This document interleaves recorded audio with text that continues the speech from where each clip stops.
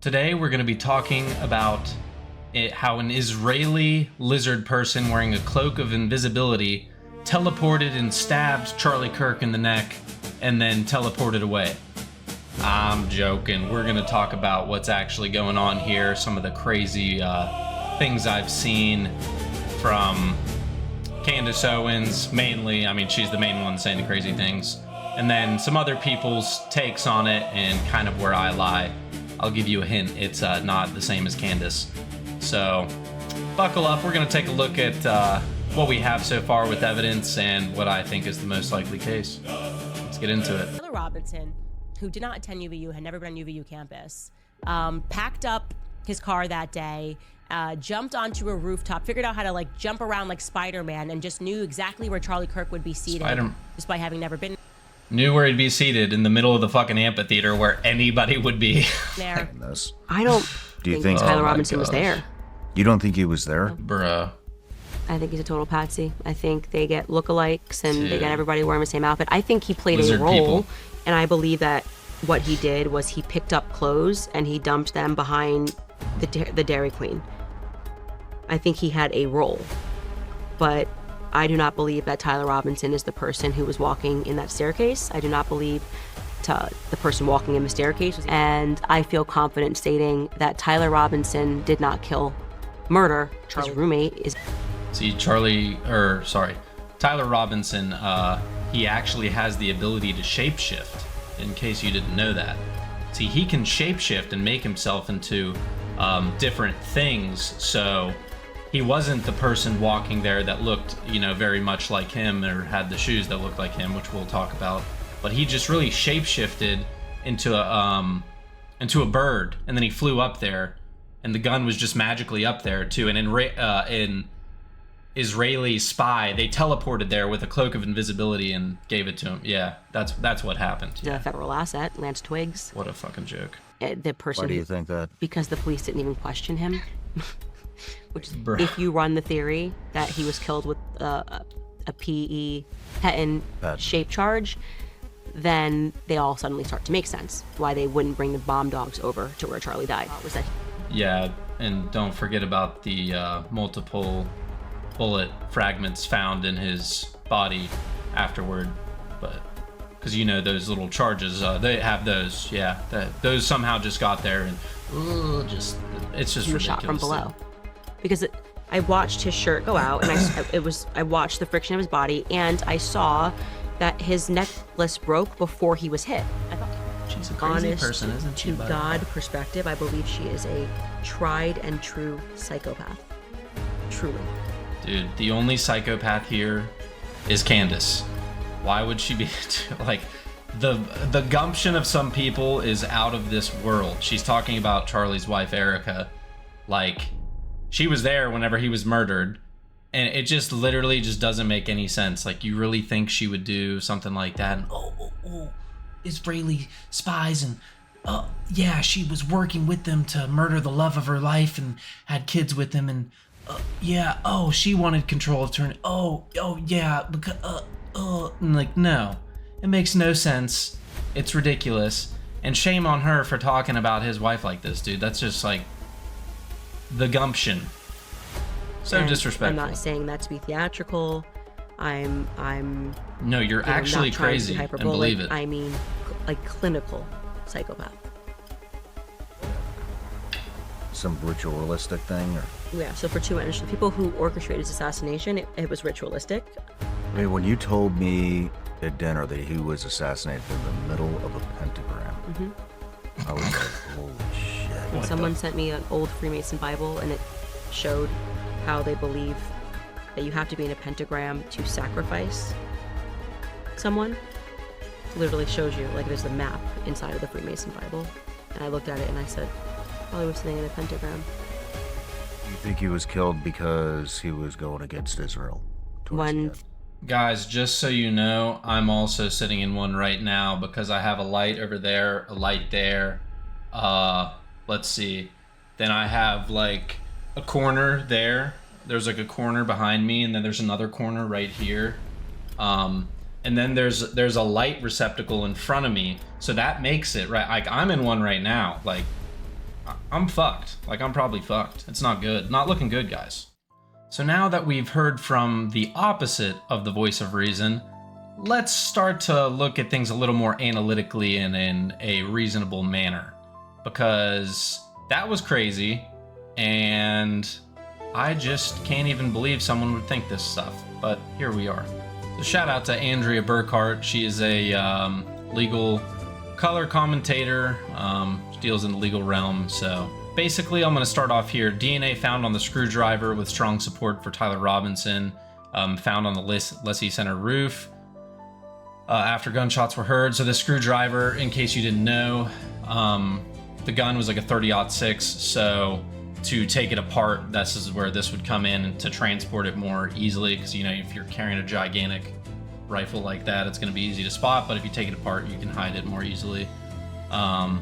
Sniper pad on the roof, bullet jacket fragment, and 4 bullet lead fragments recovered during Charlie's autopsy.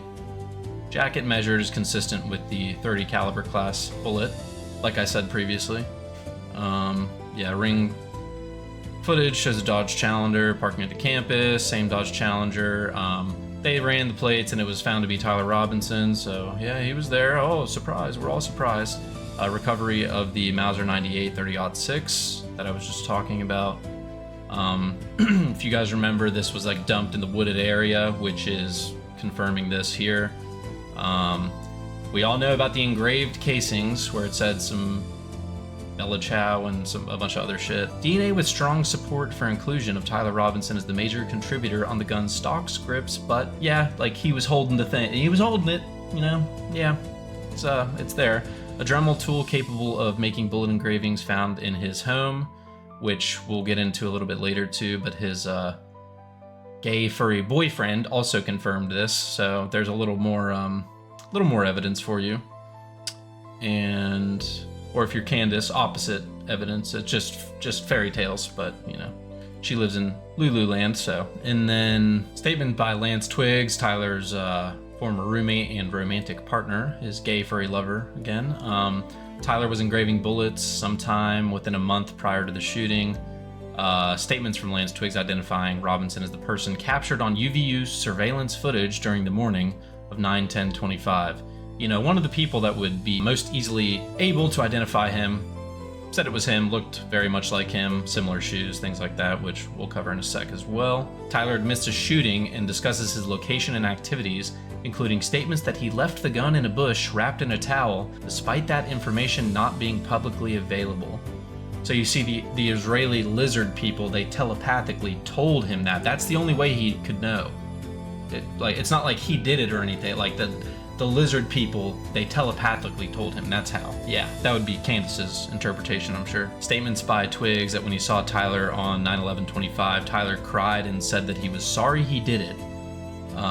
So yeah, that seems pretty damning if you're Tyler Robinson. Discord chat messages sent before 8 p.m. on 9/11, identified by Lance as being sent by Tyler on his phone, which I'll show you in a sec as well, in which he admits to the shooting and described his intent to imminently surrender. I did see stuff that said he was very sad he did it. Well, basically, or like regretted doing it and stuff. It's like, yeah, you shouldn't have done it. That was literally just absolutely stupid of you to do, especially if you're then gonna just like fold like that and send all these messages. It's stupid. It's just literally stupid. I think emotions got him once he realized he murdered somebody. Just my opinion, but testimony that Discord produced the same chat thread in a response to a subpoena. Tyler's voluntary surrender to the Washington County Sheriff's Office. Seems like a lot of evidence there. Thankfully, Candace Owens is not the judge on this trial, or else Tyler Robinson would be walking free 100%, which is just plain wrong, makes no sense. Let's get into the next bit here. And next up, we have a statement from Twiggs, who was Robinson's former gay furry twink lover. Let's see what he has to say. It's revealed in the Tyler Robinson trial during pre-recorded testimony from Lance Twiggs, Robinson's ex-lover and roommate, including what Twiggs knew about bullets allegedly targeting Charlie Kirk that were engraved with disturbing messages. Watch. Was he engraving bullets before this? Yeah, I don't remember exactly when, but he had said he was planning to go hunting with his family. and he asked me for if we had a Dremel because he said he wanted to engrave messages on bullets. And I just told him where. Why would you want to do that? I told him to make sure he doesn't set off a bullet on accident in the house. But I didn't really think about it until then. Fox News contributor and retired FBI supervisory special agent James Galliano joins me now. James. Yeah, you wanna engrave your bullets for when you shoot deer, or not, because that makes no sense. We heard from reports out of the courtroom that Robinson was really fidgeting at this point in the testimony when the bullets were discussed. So obviously, because how many people? A lot of people in America have guns for sure. How many people engrave their bullets with a Dremel, though? How many people have Dremels? How many people engrave bullets? Probably not very many. And then him admitting he wants to engrave bullet, and then the bullets were engraved found later on, like Ciao Bella Ciao and Hey Fascist Catch and whatever else there was. I mean, that's a little suspect. But you know, what do I know? Candace Owens could be right. She could be right. It's the crazy Israeli lizard person back at it. There's something going on in his mind that he doesn't think this is good. How does the defense, from it's terrible. testimonial perspective, recover from that damning testimony about the bullets? Not looking good for Tyler Robinson. Yeah, Todd, short answer, they do not. This case is going to get bound over for trial. I think many of us long expected that. And yesterday, really, without being overly hyperbolic, was an explosive day of trial. It was the one that we were all looking for in this mini trial, which the preliminary hearing is. And as you pointed out, this was the final piece in the foundation that the state built. They closed yesterday, they were done, there was nothing else to put out there. The forensic evidence, and then you combine that, finally, Todd, with 4 different times that Lance Twiggs helped corroborate the fact that Tyler Robinson admitted this in essentially a confession. Here's Agent Brian Davis reading some of those text messages that you just referenced. Yeah, here's what I was mentioning previously about the text. I'm still okay, my love, but I'm stuck in Orem for a little while longer yet. Shouldn't be long until I can come home, but gotta grab my rifle still. To be honest, I had hoped to keep this secret until I died of old age. I am sorry to involve you. And then Lance replies, you weren't the one who did it, right? And Tyler says, I am, I'm sorry. And James combined that with the fact that Twiggs said Robinson confessed numerous times in those texts, in a note as well, and in person. And says Robinson cried afterward and, quote, says he wishes he hadn't done it. Look, I know you referred to this as a mini trial in your early... It's too late, buddy, because you definitely did it. Allegedly. Just gotta throw that in there. But, yeah. So here's the thing I was thinking about as well. If he goes to prison, well, when he goes to prison, at least that's what it should happen. I don't even really know, he's gonna become someone's bottom, let's just put it that way. But he might actually enjoy that, so it might not really be, as bad for him as compared to, a straight guy going. But, I don't know, I guess we'll have to cross that bridge when we get there. Just a thought I had.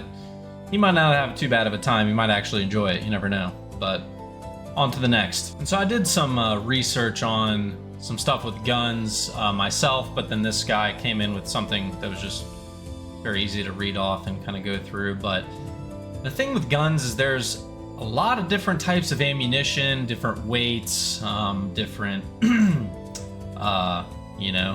velocities they travel at, things like that. The 30-06 that was in question for this, it can use multiple different types of ammo, subsonic ammo, different things like this. You can add attachments to guns, suppressors, other things, which can mess with bullet velocity and, different things of that nature.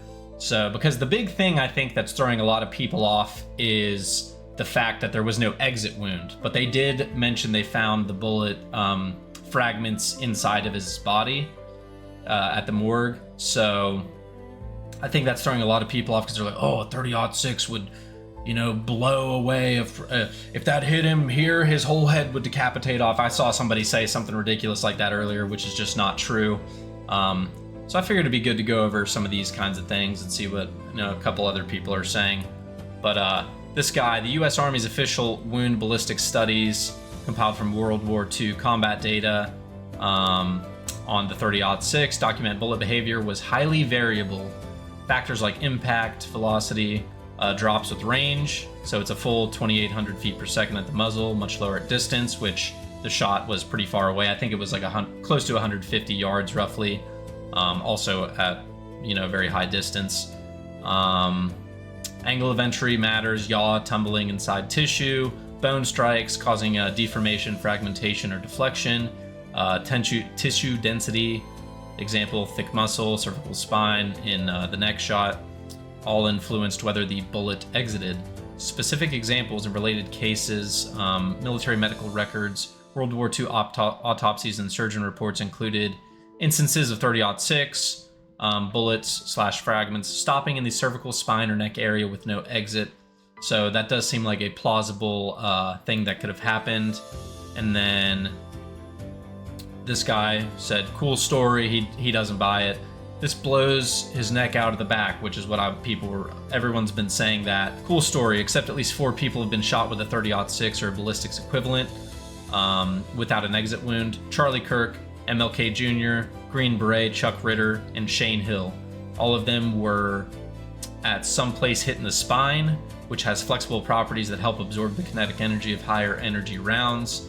But not only was Chuck Ritter shot through a rib and in the spine without an exit wound, it was on video and he is still living.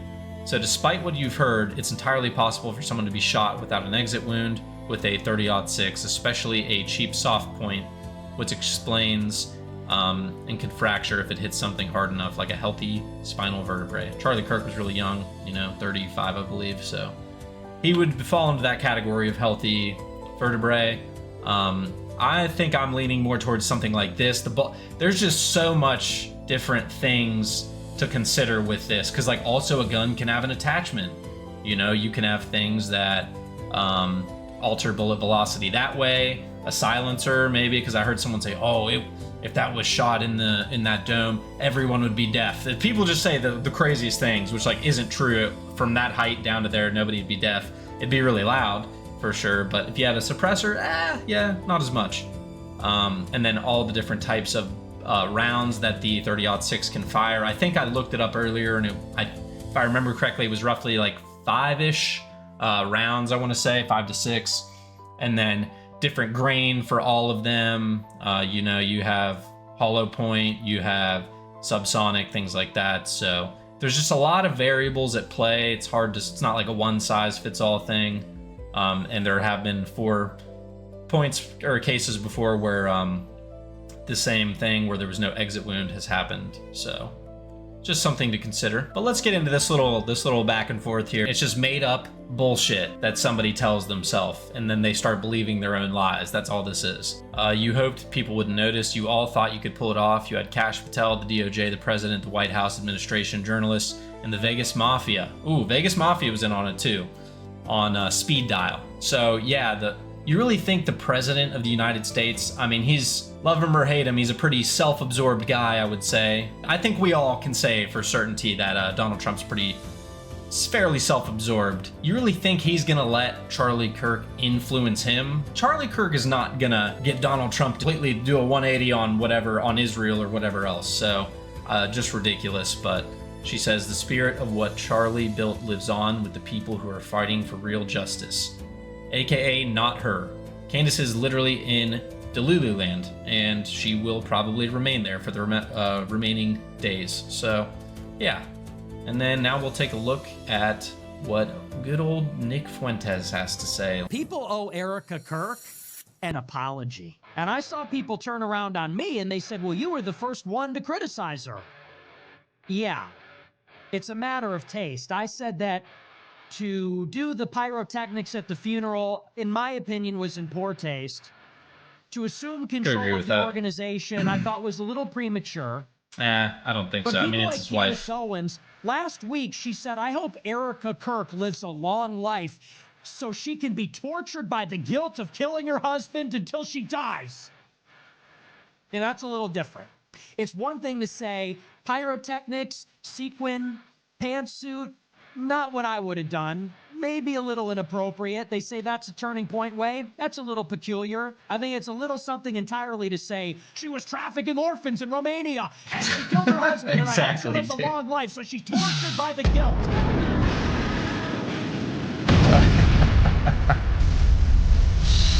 Oh my gosh, Rather someone that is possessed by soul. dude, the freaking horns out Well, I of it. honestly feel bad for her, and I doubt she even likes me. So now for the big question. What do you think? Do you think it was Tyler Robinson, or was it an invisible reptilian Israeli assassin who teleported and stabbed Charlie right before he died?